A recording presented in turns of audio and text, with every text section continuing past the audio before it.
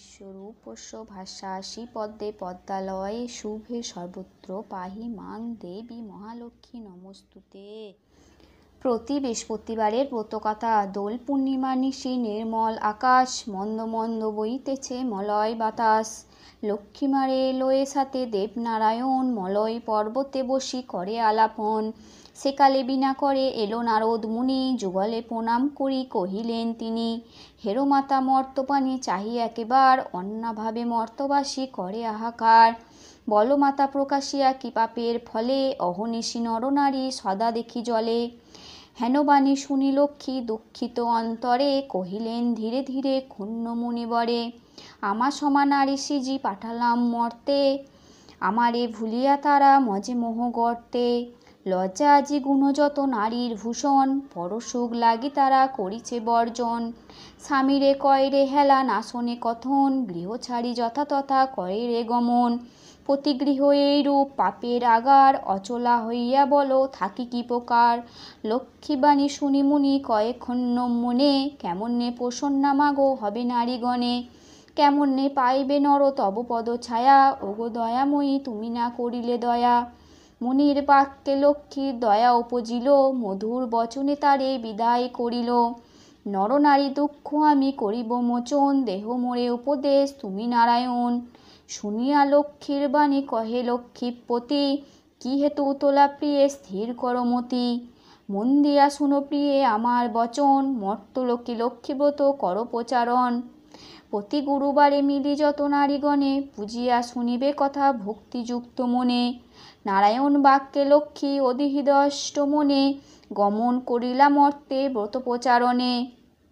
মর্তলোকে বৃদ্ধা বেশে ফেরে নারায়ণী, মনোমধ্যে বৃদ্ধা এক দেখিল আপনি।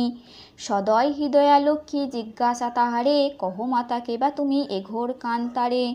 বৃদ্ধা বলে শুনো মাতো আমি অভাগিনী, একে একে কহিল সে আপন কাহিনী। লক্ষ্মী বলে গৃহে যাও করো লক্ষ্মীর ব্রত, গুরুবারে সন্ধ্যাকালে লয়ে বধূ যত।